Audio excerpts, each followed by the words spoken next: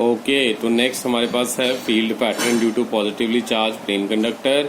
तो positively charge plane conductor के लिए फील्ड पैटर्न जैसे डायग्राम में दिखाया जा रहा है कुछ इस तरह से होता है। यहाँ पर हमने एक रॉड ले लिया, इसकी वजह से इलेक्ट्रिक फील्ड लाइंस बाहर की तरफ रेडियली आउटवर्ड्स आएंगी और ये सरफेस के परपेंडिकुलर होंगी।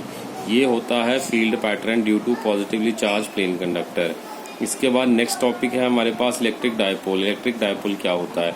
इलेक्ट्रिक डायपोल एक ऐसी कंडीशन है, जैसे कि नाम से क्लियर हो रहा है, डायपोल यानी कि दो पोल, दो इक्वल एंड ऑपोजिट चार्जेस जिनको एक छोटे से डिस्टेंस के साथ रखा हुआ होता है। इस सेटअप को हम बोलते हैं इलेक्ट्रिक डायपोल।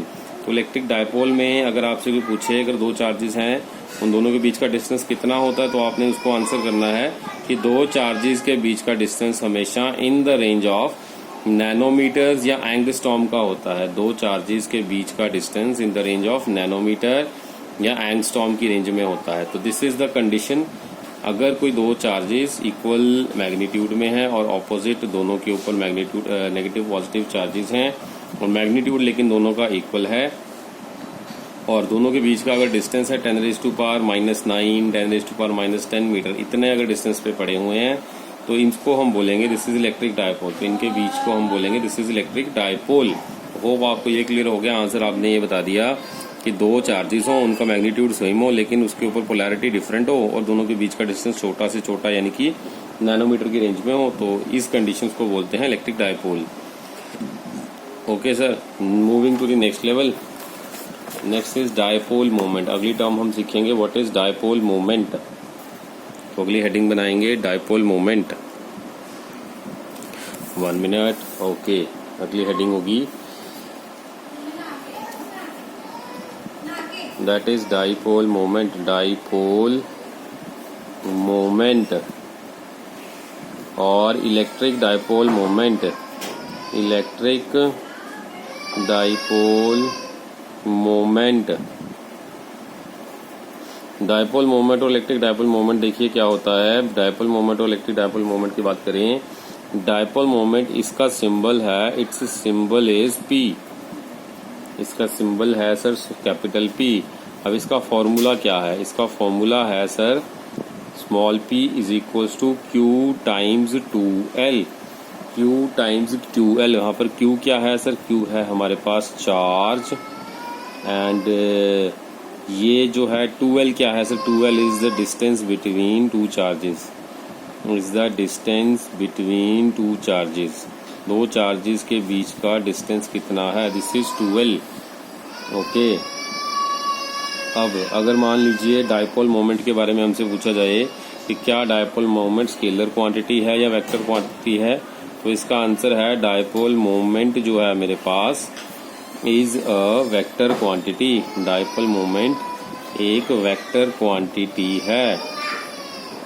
डायपोल मोमेंट अगर एक वेक्टर क्वांटिटी है और इसका डायरेक्शन अगर आपसे पूछ ले क्या है, तो answer is its direction is from, इसका डायरेक्शन जो है वो है from negative charge to positive charge. इसका डायरेक्शन है नेगेटिव चार्ज से पॉजिटिव चार्ज की तरफ। अगर इसका एसआई यूनिट आपसे पूछें तो एसआई यूनिट क्या है, तो एसआई यूनिट जो होता है डायपोल मोमेंट का, SI unit of dipole moment वो क्या है, तो इसका एसआई यूनिट होगा जी, क्योंकि Q चार्ज है, फॉर्मूला दोबारा लिखते हैं, P is equals to Q times 2L and Q charge है और मीटर्स में लेंथ होगी, लेंथ मीटर्स में होगी in the range of nanometers जैसे बताया।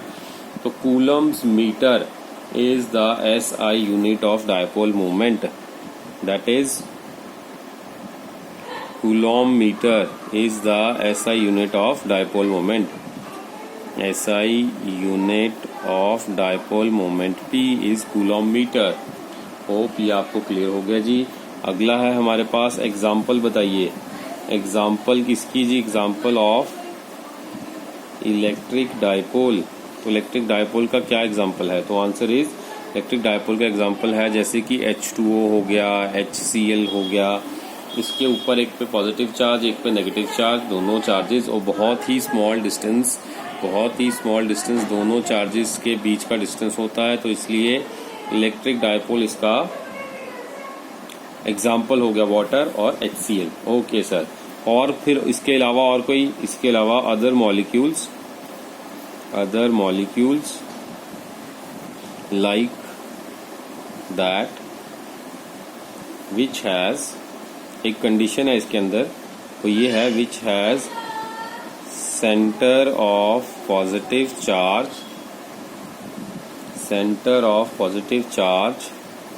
Does not fall on the centre of negative charge, जिनका पॉजिटिव चार्ज का सेंटर और नेगेटिव चार्ज का सेंटर अगर सेम नहीं है, अगर उनका पॉजिटिव चार्ज का सेंटर और नेगेटिव चार्ज का सेंटर दोनों सेम सेंटर पॉइंट पे फॉल नहीं करते, तो इस कंडीशन में हम बोल सकते हैं कि ऐसे मॉलिक्यूल्स जिनकी ये कंडीशन सेटिस्फाई होती है कि पॉजिटिव चार्ज का सेंटर और नेगेटिव चार्ज का सेंटर दोनों एक दूसरे के ऊपर फॉल नहीं करते, दोनों सेपरेटली अगर हमें एग्जिस्ट करते हुए दिखते हैं, that is the example of a dipole moment. तो वैसे मॉलिक्यूल्स को हम डायपोल मोमेंट मॉलिक्यूल्स की कैटेगरी के अंदर रख सकते हैं। तो होप यू अंडरस्टैंड। हाँ सर, ये आपने बताया कि P इसका सिंबल और इसका formula Q into 2L, this is the product of Q and 2L, this is Q is the charge and where Q is the charge and 2L is the distance between two charges. Dipole moment एक vector quantity है और इसकी direction जो होगी वो होगी negative charge से positive charge की तरफ। और SI यूनिट की बात करेंगे तो SI यूनिट डायपोल मोमेंट का होता है सर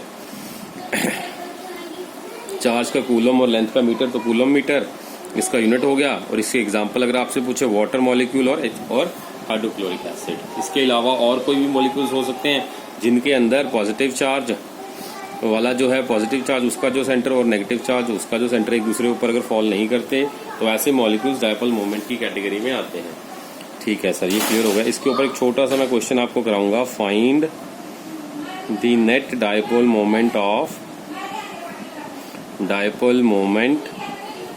फॉर द सिस्टम,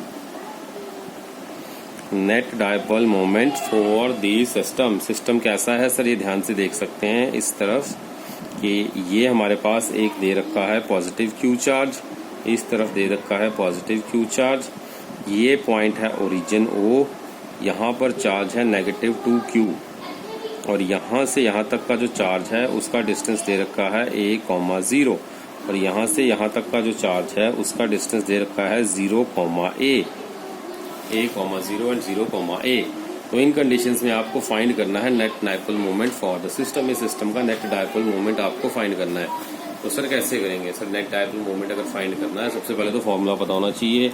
जैसे कि हमें फॉर्मूला पता है फॉर्मूला होता है for the dipole moment, formula होता है P is equal to Q times A, Q into A sir इसका फॉर्मूला है। ठीक है सर, लेकिन आपने बताया चार्ज Q होना चाहिए, लेकिन यहाँ पे तो चार्ज नेगेटिव 2Q है, तो फिर तो मैं फाइंड नहीं कर सकता सर। नो प्रॉब्लम, हम इस डायग्राम को रीड्रॉ करेंगे और इसको Q की टर्म्स में सॉल्व करेंगे। वो कैसे, अब उसको देखते हैं आगे।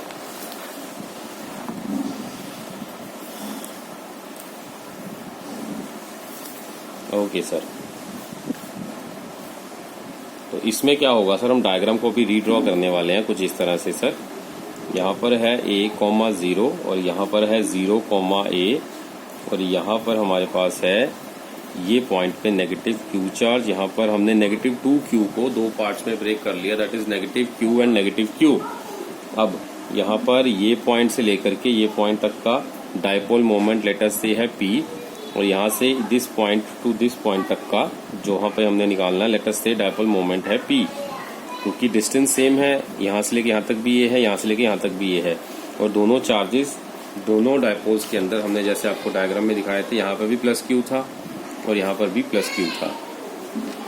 तो दोनों के अंदर अगर सेम वैल्यूज हैं चार्जेस की भी और डिस्टेंस भी सेम है, तो दोनों का डायपोल मोमेंट भी सेम होगा।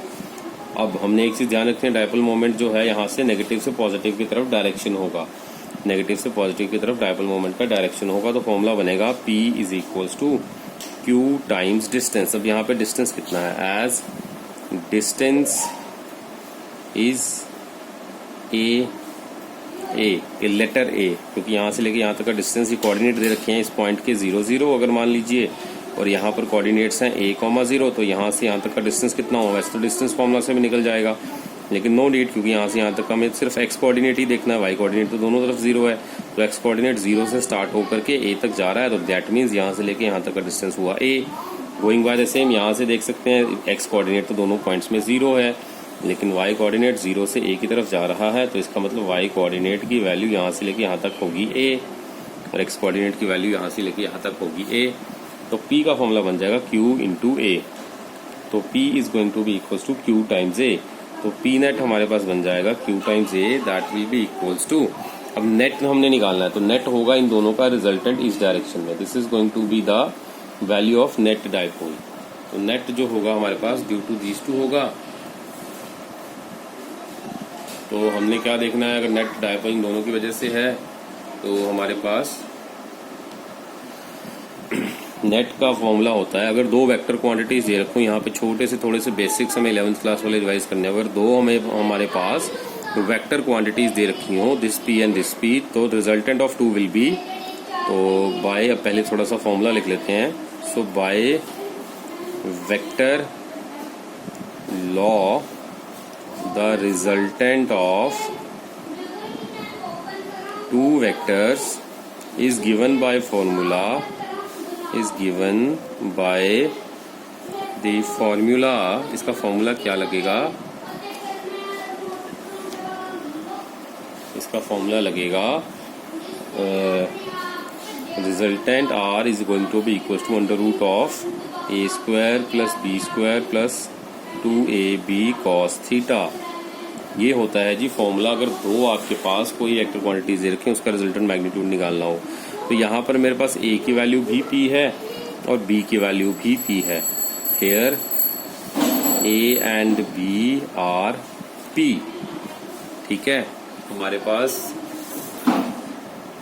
थीटा कितना है यहाँ पे, तो 2 एज थीटा हमें देख पा रहे हैं, यहाँ पर थीटा है, दोनों एक दूसरे के परपेंडिकुलर हैं, एक्स एक्सिस और वाई एक्सिस, तो थीटा इज 90 डिग्री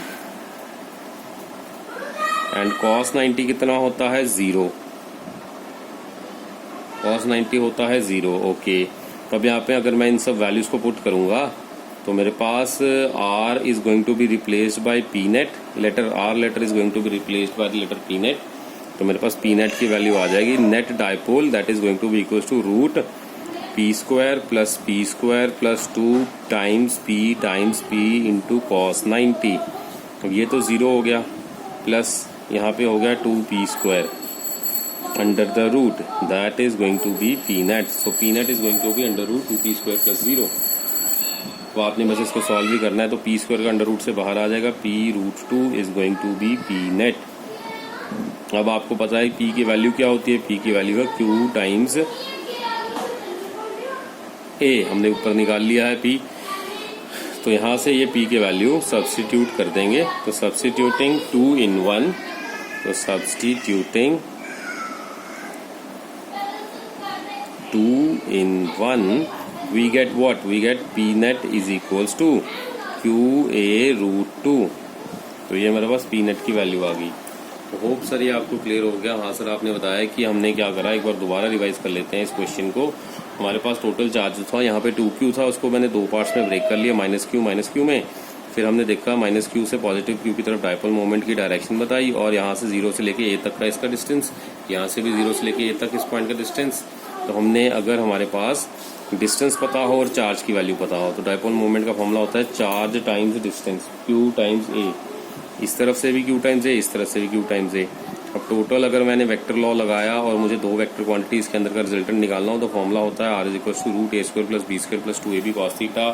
अब मैं देख पा रहा हूँ कि 2 डाइपोल्स हैं, डायनो डाइपोल्स के बीच का जो हमारे पास यहाँ पर एंगल होगा theta, that is going to be 90 degree. तो अगर यहाँ पे 90 है, तो हमने फॉर्मूला में सारा वैल्यूज को पुट करा, a is replaced by letter p, b is replaced by letter p and cos theta is replaced by cos 90। तो सारी वैल्यूज को पुट करने के बाद मेरे पास आंसर आया p is equals to, p net is equals to p square plus 0 that is 2p square plus 0 that is p root 2। अब हमें पता है कि p की वैल्यू हमने ऊपर निकाल ली, that is q times a। तो सॉल्व करके मेरे पास p नेट का फॉर्मूला आ गया qa रूट 2। तो होप सर आपको यहाँ तक क्लियर हो गया। जी सर, इस तरह के क्वेश्चन जो हैं डायपोल मोमेंट के ऊपर बेस्ड हम कर सकते हैं। Moving to the next topic and next topic है हमारे पास, अगले पेज पे करते हैं, यहाँ पे छोटी जगह नहीं है। Next, moving to the next page, let me settle the screen, one moment. Okay, that's fine, cool. So अब हमने फाइंड करना है इलेक्ट्रिक फील्ड, अगला टॉपिक है, अगला हेडिंग बनाएंगे electric field due to the dipole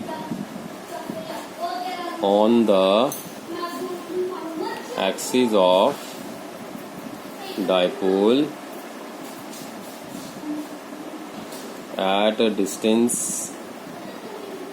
x from the center of the dipole,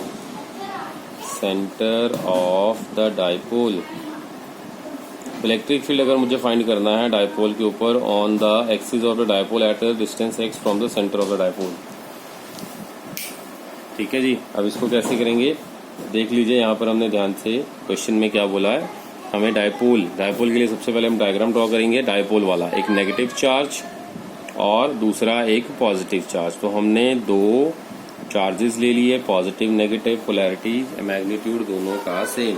अब हमने क्या करना है कि दोनों चार्जेस की वजह से, लेटर से इसको मैंने नंबर 1 दे दिया नेगेटिव वाले को, लेटर से इसको मैंने नंबर 2 दे दिया पॉजिटिव वाले को। दोनों के बीच में लेटर से यहाँ से लेके यहाँ तक का जो डिस्टेंस है वो सेंटर पॉइंट O से, मान लीजिए यहाँ से लेके यहाँ तक का डिस्टेंस है L और यहाँ से यहाँ तक का डिस्टेंस है अगेन L। तो यहाँ से हमने क्या करा, यहाँ से इस सेंटर पॉइंट से हमने एक कुछ डिस्टेंस पे लेटर से x डिस्टेंस ले लेते हैं, if you don't know the value. तो लेटर से यहाँ से हमने x डिस्टेंस पे एक पॉइंट P ले लिया। तो अगर x डिस्टेंस पे एक पॉइंट P ले लिया, अब P पॉइंट पे due to this first charge हम इलेक्ट्रिक फील्ड फाइंड करेंगे और due to this second charge हम इलेक्ट्रिक फील्ड फाइंड करेंगे। तो हम सबसे पहले लिखेंगे consider two charges Q, positive Q and negative Q due to the two charges let electric field at point P is to be determined and the separation between two charges is 2L and point P is at a distance x from the center of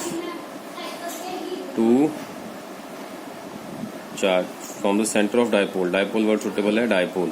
okay, तो अब हमने ये conditions लिख ली। अब सबसे पहले हम क्या करेंगे, हम करने वाले हैं electric field find due to negative charge at point P। तो electric field due to negative charge at point P अगर मुझे फाइंड करना हो तो सर कैसे फाइंड करेंगे तो इसके लिए हमें क्या करना होगा, E1। तो E1 is going to be equals to, E1 का मतलब electric field due to, E1 जो होगा electric field due to negative Q charge, उसका नाम दे दिया E1। तो अब ये देखिए डायग्राम के अंदर, अगर आप 1 मिनट दिख रहा है, हाँ जी दिख रहा है, ओके कूल। तो due to first charge electric field at point P will be what? So this will be something like this। इसका डायरेक्शन होगा ये ऐसे।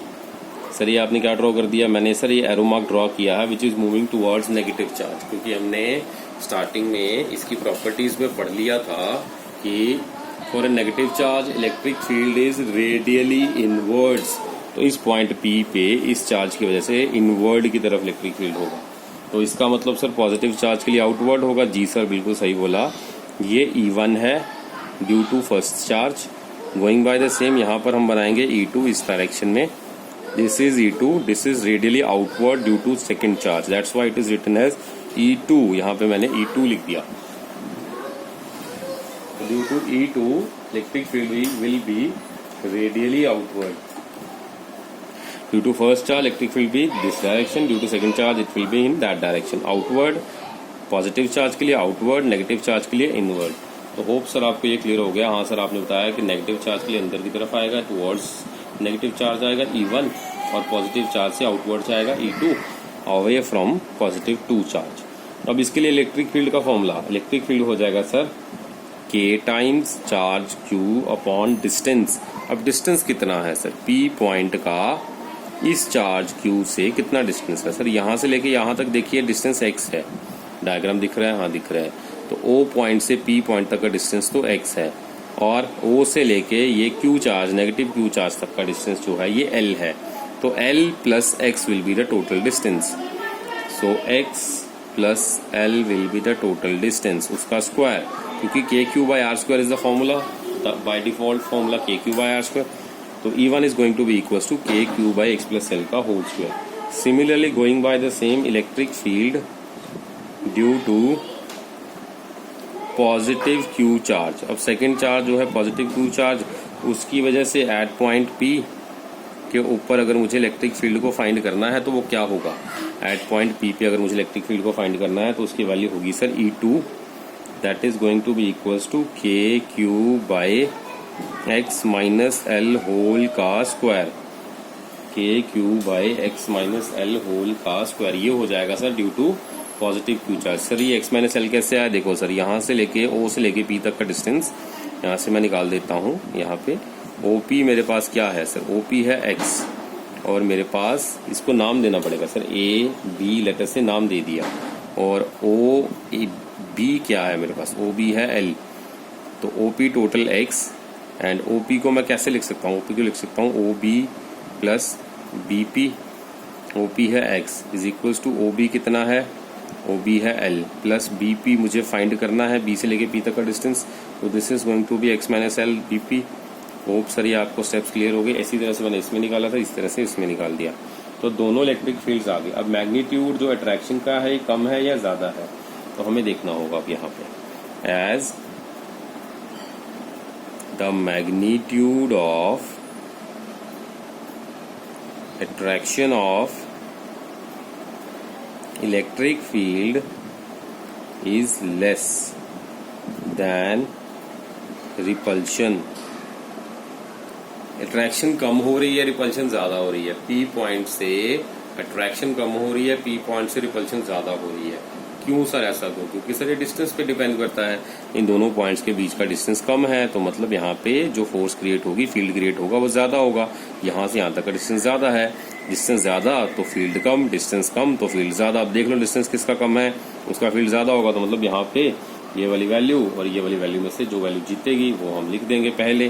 तो magnitude of attraction is less as compare to the magnitude of repulsion. So in that case E net is going to be equals to, अगर मैं देखूं E2 minus E1 मैंने लिख दिया, that is the net electric field E2 minus E1. Okay, तो E2 और E1 की value यहाँ से हम पुट कर देंगे. तो ये आ जाएगा KQ/x माइनस L होल का square minus KQ/x plus L whole का square. I think I am right, yes correct. तो यहाँ पे KQ कॉमन निकलेगा.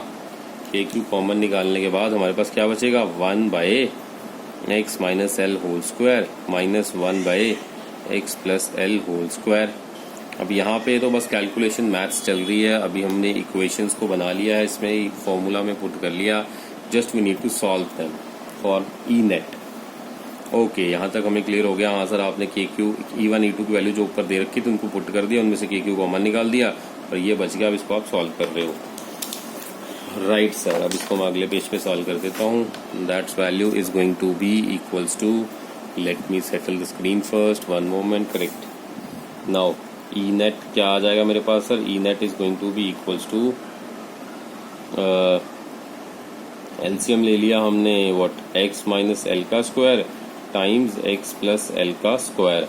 तो यहाँ पे आ जाएगा x plus L whole to the power 2 minus x minus L whole to the power 2.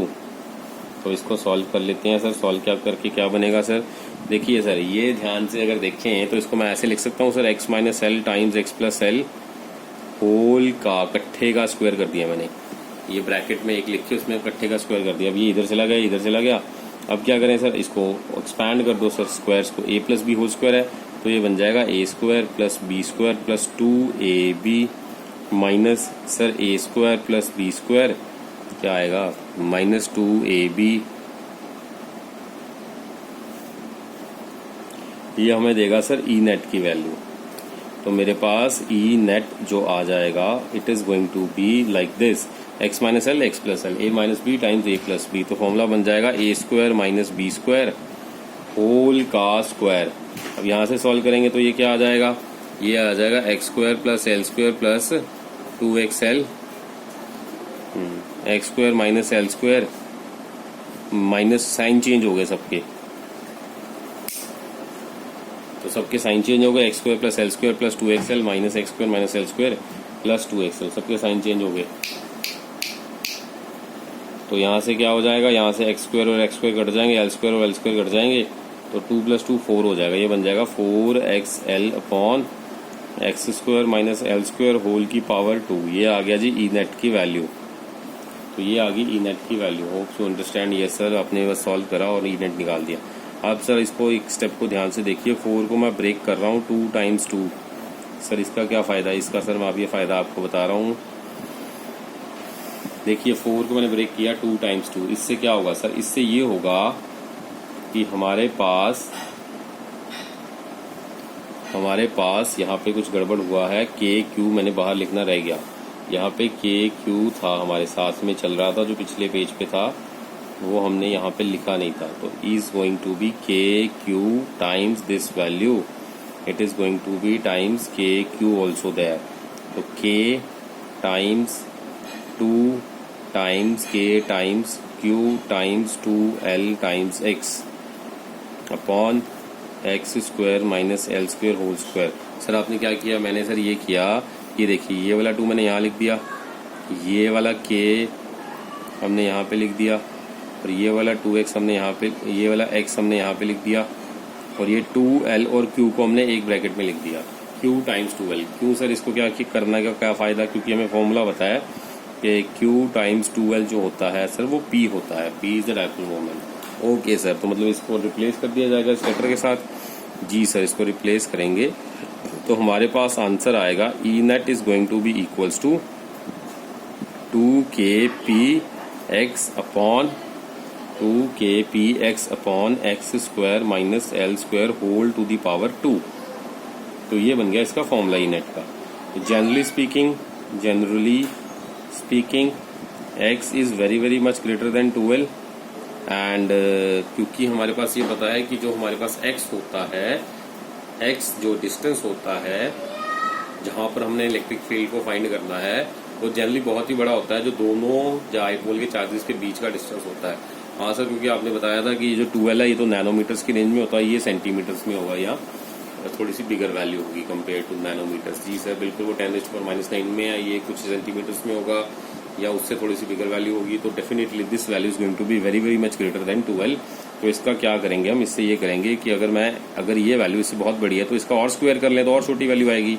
अगर L का स्क्वायर कर दें तो और ज्यादा पॉइंट्स में छोटी वैल्यू चली जाएगी। 10⁻⁹ है तो उसका स्क्वायर करेंगे तो 10⁻18 हो जाएगी, तो और ज्यादा छोटी वैल्यू हो जाएगी।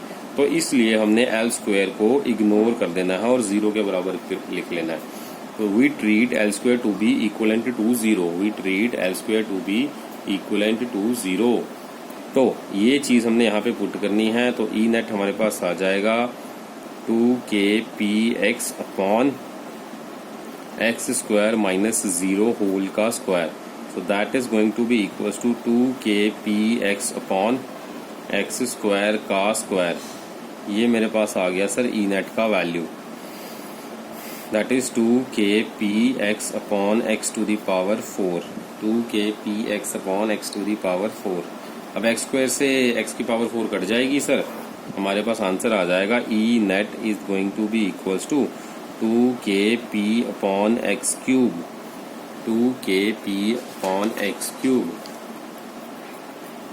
ये है मोस्ट इंपॉर्टेंट फॉर्मूला जो सर हमने याद रखना है। This is the most important formula which we need to remember, that E net for the case of electric field due to the dipole on the axis of the dipole. Dipole के axis पे अगर मुझे find करना है, 2kp upon x cube, this is the important formula. अगर electric field जो है ये कौन सी क्वांटिटी है, वेक्टर क्वांटिटी इलेक्ट्रिक फील्ड, और डायपोल मोमेंट भी वेक्टर क्वांटिटी, और डायरेक्शन डायपोल मोमेंट की क्या बताई, नेगेटिव से पॉजिटिव की तरफ। सो क्या बताया, direction of dipole moment, direction of dipole moment is considered from negative charge to positive charge. Hope ये दिख रहा है, sorry, yes cool, from negative charge to positive charge. Okay, तो आपने सर ये बताया कि इसकी जो डायरेक्शन है डायपोल मोमेंट की, क्योंकि डायपोल मोमेंट एक वेक्टर क्वांटिटी बन गया ना, तो इसकी डायरेक्शन जो है नेगेटिव से पॉजिटिव की तरफ होती है। ये क्लियर हो गया सर। ओके, अब यहाँ से एक और छोटा सा कंक्लूजन निकाल सकते हैं हम। ई नेट जो है, अगर मैं ध्यान से देखूं, 2b constant, k constant, p की वैल्यू फिक्स कांस्टेंट, तो वेरी क्या करेगा, सिर्फ x वेरी करेगा। तो E is proportional to 1 upon x cube. तो इलेक्ट्रिक डायपोल जो होता है एक्स क्यूब के रिलेशन में फॉलो करता है। तो जिस तरह से डिस्टेंस बढ़ेगा इलेक्ट्रिक फील्ड कम होगा for the case of dipole. तो ये तो हो गया जी हमारा इस क्वेश्चन का आंसर। तो हमने इसकी डेरिवेशन देख ली सर, पूरी सारी डेरिवेशन हमें क्लियर होगी। Now moving to the next derivation, and that is electric field due to the dipole on the equatorial bisector of the dipole. Let me write, electric field due to the dipole on equatorial और perpendicular bisector of the dipole. Electric field due to dipole on the equatorial perpendicular bisector of the dipole. ठीक है sir, ये है हमारा heading. मतलब ये हुआ वही डायपोल, अब उसकी वजह से उसी एक्सिस पे फाइंड करा था, अब उसी डायपोल की वजह से एक परपेंडिकुलर उसके पॉइंट लेंगे, वहां पे इलेक्ट्रिक फील्ड फाइंड करने की कोशिश करेंगे। So let's draw the diagram first. तो हमने क्या करना है, सबसे पहले एक पॉजिटिव चार्ज, एक नेगेटिव चार्ज, हमने दो चार्जेस ले लिए।